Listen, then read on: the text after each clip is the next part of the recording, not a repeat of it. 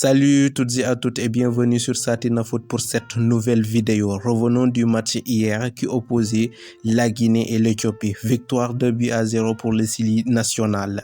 Et on va essayer de faire une analyse des joueurs d'hier. Mais avant de se plonger au fil du sujet, n'hésitez pas de vous abonner, de partager, de liker, ça me ferait plaisir. Allez, c'est parti pour la vidéo.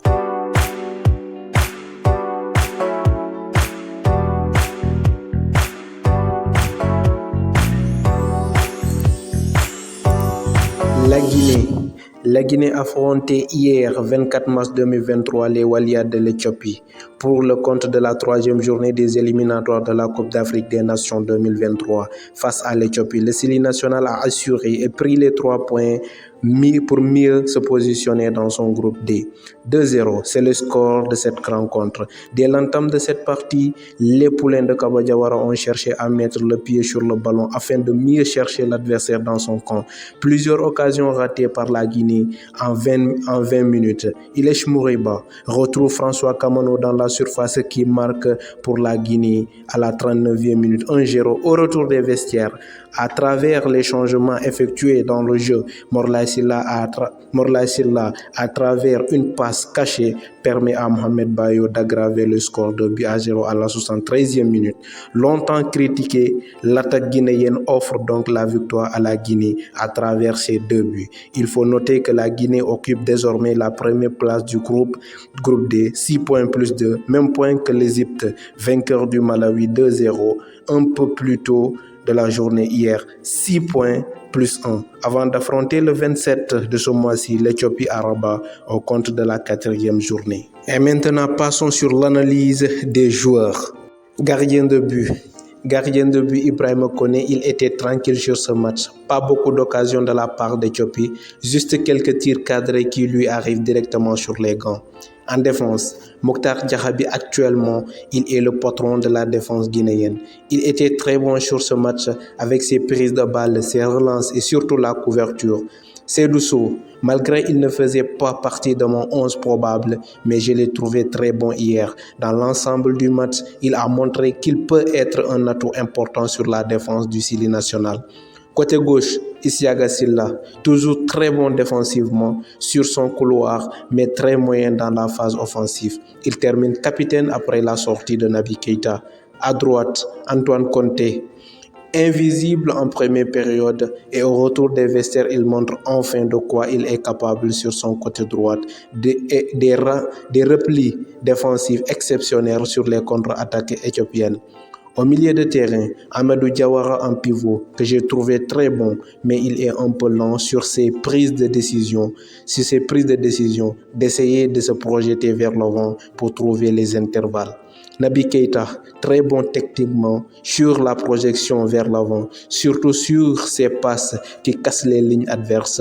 Mais Naby Keïta, physiquement, il est en baisse. C'est comme si c'est pas un joueur de la Premier League. Avant de sortir, on le voyait carrément. Il était complètement cramé.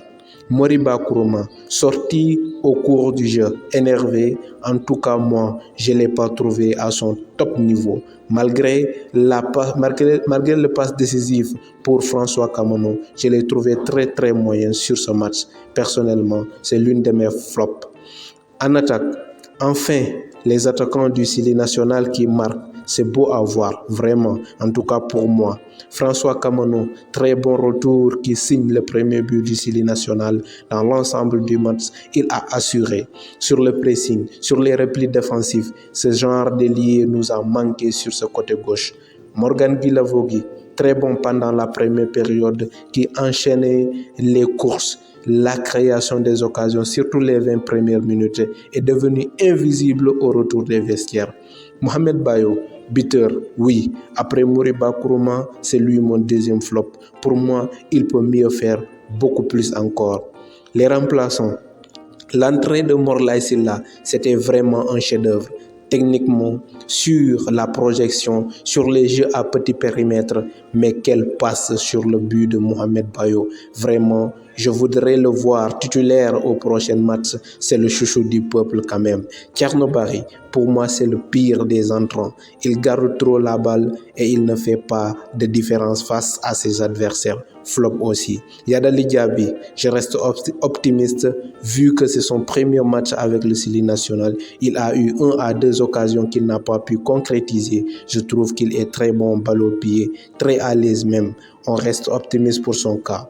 Mori Konaté, je le place sur les flops car j'ai pas vu ce talent qu'il montre avec son club Saint-Trône au Belgique. Son entrée était très moyenne. Seydouba Cissé, son entrée c'est pas aussi fameux que d'habitude, mais il a peu joué. On peut pas trop lui juger sur ce match. L'attitude de Kaba Diawara, il n'était pas content sur les images, même après 2 buts à 0. Cela montre qu'il n'est pas content de l'inefficacité de ses attaquants face au but.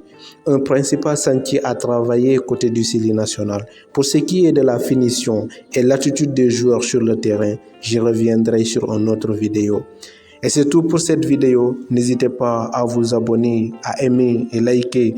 On se donne rendez-vous à la prochaine pour une nouvelle vidéo. En attendant, prenez soin de vous et profitez des vôtres.